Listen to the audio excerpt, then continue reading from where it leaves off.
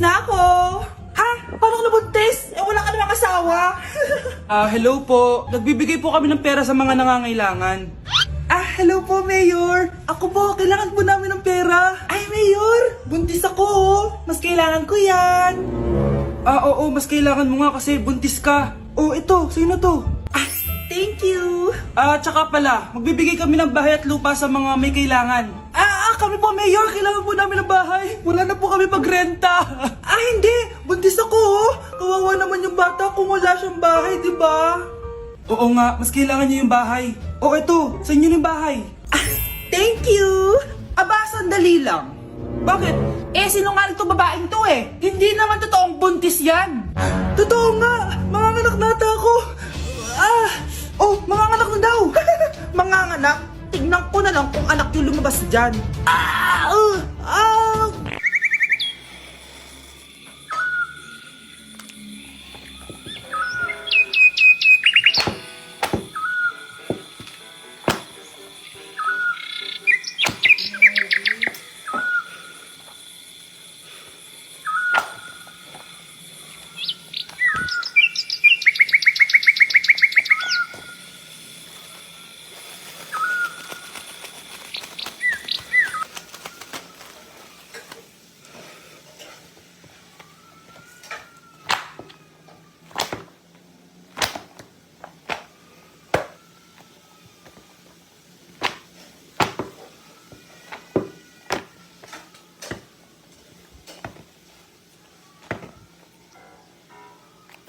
Anak? Yes po, Nay. Halika na dito, kakain na tayo. Sige po, Nay. Eto anak, kumain ka na.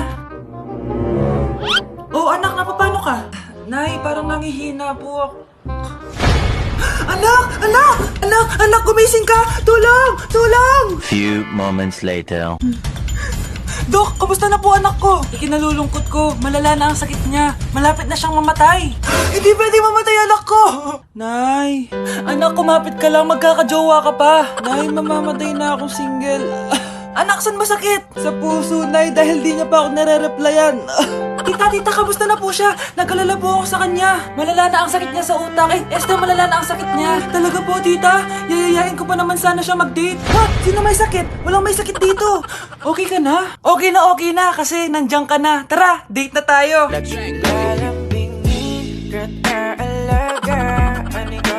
Dumi-dumi naman dito. Hoy, magwalis ka nga. Nay, parang masama po yung pakiramdam ko. Wala akong pake. Dumadahilan ka na naman ha. Magwalis ka. Sige po. Magpunas ka din dyan ha. Nay, lumalala po yung sakit na nararamdaman ko. Aba, galing mo din umarte, no? Bilisan mo dyan. Marami pa akong papagawa sa'yo. Best actor? Anak? A few moments later. Ikinalulungkot ko pero malala na ang sakit sa puso ng anak nyo. Hindi ko po alam, Dok. Sorry, anak. Kailangan na natin tong palitan sa lalong madaling panahon. Gawin niyo po lahat, Dok. Kailangan natin na magdodonate ng puso. Ako na pong bahala.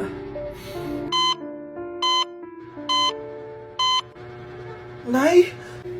Gising ka na pala. Nasaan ako? Nasaan ang nanay ko? Nanay mo yung nagbigay ng puso sa'yo. Hindi pwede. Nay, sorry, Nay. Nay? Buhay ka? Oo naman anak, buhay na buhay. Kanino puso yung nandito? Puso ng kambing yung nilipat sa'yo anak? Ha? Pagaling ka ha? Nay, hinuhuli ako ng mga tanong sa labas. Ha? Bakit ka nila hinuhuli? Di ko po alam, Nay. Yung totoo, anong ginawa mo? May nasagasaan po ako, Nay. Ay, Diyos kong bata ka. Sige, magtago ka na. Sige po, Nay. A few moments later. Tao po. Ano po yon? May nasagasaan kasi anak mo. Nandito ba siya? Grabe naman. Kaso, wala siya dito eh. Para sigurado, pwede ba ako pumasok dyan? Sige. Sakit ang tiyan ko. Di ba? Wala siya dito. Mukhang wala nga dito. Sige, alis na ako. Ano yun? Nandiyan ka lang pala ah! Huli na kita! Teka lang. Ano ba nasagasaan niya? Nakasagasa siya ng langgam! Langgam? Seryoso ka ba? Bakit? May buhay din sila! May pamilyang naghihintay sa kanila! Oo, sige, huli niyo na yan. Total, puro kain at tulog lang naman ginagawa niya dito! Anak, maganda ka na. Pupunta tayo sa reunion, ha? Sige po, Nay. O, anak, ito suotin mo, ha? Ang baduy naman yan, Nay. Pang matanda. Anong pang matanda? Suotin mo yan, suotin mo yan. Sige po, Nay. 1 hour later. Anak, huwag mo kalimutan mag-bless sa mga kamag-anak natin, ha? Sige na, mag-bless ka na doon. Sige po, Nay. Ang dami-dami naman nila. Bless po, tita. Bless po, tito. Lolo, bless po. Few moments later. Nay, nag-bless na po ako. Pwede na po akong kumain. Oh, kakain ka na agad. Meron pa doon. Mag-bless ka pa doon. Si mama naman eh. Bless po. Bless po. Bless po. Uy, parang tumataba ka ah. Parang sumasama po ugali nyo ah. Ma, pwede na po akong kumain. Kakain ka na agad. Meron pa doon. Mag-bless ka pa doon. Gutom na ako. Bless po. Bless po. Kakain na ako. Ma, kakain na ako ah. Anong kakain? Tapos na yung reunion. Uuwi na tayo. Tara na.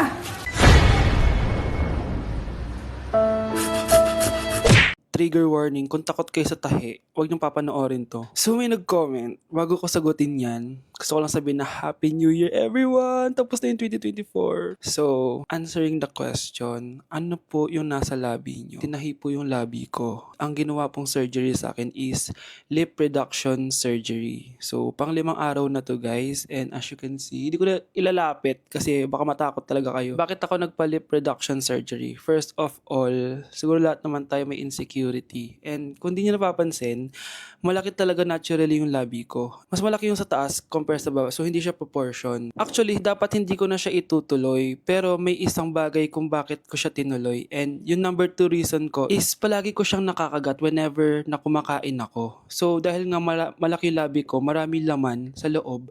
So, kapag ngumunguya ako, nakakain ko siya. Ang tendency, hindi nawawala yung singaw ko. And lumalaki yung singaw ko kasi palagi ko siyang nakakagat. Imagine, hindi lang isa, hindi lang dalawa ko siya beses nakakagat, kundi siguro mga 5. Ganun kalala. So, dugong-dugo talaga. Kaya tinuloy ko na rin siya para finally mabawasan na yung laman niya sa loob at sana hindi ko na siya makagat in the future. Pero syempre, para mas maging confident na rin ako sa mga pictures. Kung nagtataka kayo kung bakit after Pasko or December 26 ako nagpa-surgery, is yun yung earliest na appointment na pwede yung doctor ko. And yun na yung ginrab ko since kailangan kong gumaling before ako bumalik sa school. Kasi di naman ako pwedeng bumalik sa school na nang ganito yung sitwasyon ng bibig ko. Paano ako magre-report, diba? Ito na ata yung sinasabi nilang New Year, New Me. So yun lang naman guys. Again, Happy New Year. Wishing you all the best in 2025. Babalik na ako sa content ko. Promise, pag gumaling na talaga to. Bye-bye.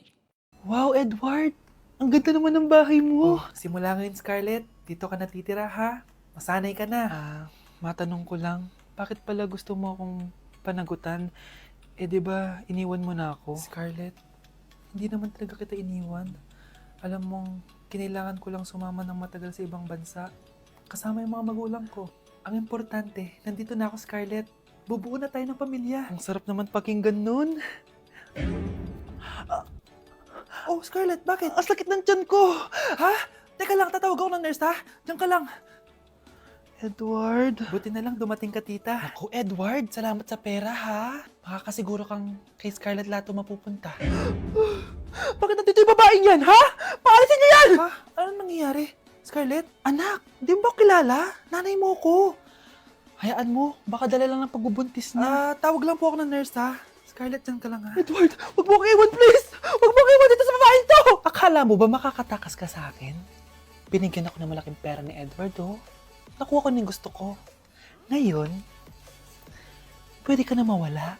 Nay, wag po, please. Scarlett, pigilan niyo babaeng yan! Brianna? Tita, anong ginagawa niyo kay Scarlett, ha? Wala. Ina-adjust ko lang yung unan niya. Napakasama mo, tita. Sariling anak mo, papatayin mo? May ipapakulong ako dito. Ano? Kulong? Edward, nakatakas siya. Scarlett, hayaan mo na siya. Hindi ka na niya pwedeng saktan, ha?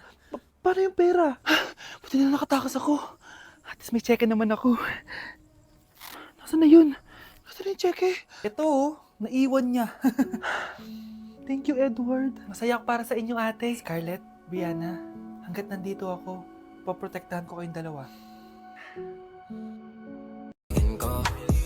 Nilapitan ko hanggang sa may diwata na pagdinat ko. Nalasing kagabi, ang galing katabi, kanabi. Hoy, kayo dalawa! Ano ginagawa nyo, ha? Ba't may pakis? Ma'am, ito po kasi usong step ngayon yung may pakis sa chicks. Ayan, sinasabi ko na nga ba? Puro na naman kayo TikTok! Mga nalalaman nyo! Ang bata-bata nyo pa, may pakis-kis na kayo nalalaman dyan? Mag-aral nga kayo na maayos. Ang bitter ni ma'am porket walang kadate ng Valentine's. May sinasabi ka ba, Scarlett? Wala po, ma'am. Ako'y kulong! Hindi ako scammer! Itigil niyo na yan! Hindi si nanay ang scammer. Pero nasa bahay na to, ang totoong scammer. Hoy bata, huwag kang mga alam. Wala ka namang ebidensya. Pero nay, alam kong hindi ko yung scammer. Tara na, sumama ka na sa akin. Mga anak, aayusin ko to ha. Babalik din ako, okay? Kung sino man sa inyo yung totoong scammer, umamin na kayo. Nakulong si nanay, di ba? Ate, walang may gustong makulong si nanay. Tsaka bakit kami lang tatlo sinisisi mo? Eh baka ikaw talaga yung totoong scammer. Imbes na magsisihan tayo, magtulungan na lang tayo para kay nanay. Malalaman ko rin ang totoo. Delivery po! Gabi na, may nagde-deliver pa? Kuya, kaninong parcel yan? Kay Susan po ulit. Ha? Paano nangyari yun? Eh, nasa kulungan na si nanay. Aba ma'am, hindi ko po alam. Taga-deliver lang po ako eh. Sige na po. Oh, nasa gitna yung kalaban ha? Hoy, ayusin mo na itong mga damit mo. Ilagay mo muna dyan sa kama. Oh, ayun na! Paano naman ito laman ng parcel na to? Nakakainis, talo na naman. Ano ba ito? Ba't nandito to? Ito ba yung galing sa scam? Sabi ko na nga ba, ikaw yung scammer! Ate, hindi ako yung scammer. May parcel na dumating at nakapangalan kay nanay. Di ba pang computer to? Eh, ikaw lang naman mahilig mag-computer dito eh. Ano na namang scam ang ginawa mo? Pasalamat ka, minor de edad ka pa. Bawal ka pa makulong. Pasensya na sa ginawa ng anak ko. Pagsasabihan ko to. Basta wag na uulitin ha. Ako na magbibigay sa mga may-ari neto. Sige na. Ang galing mo talaga. O ito, sino to cellphone? Akin tong pera.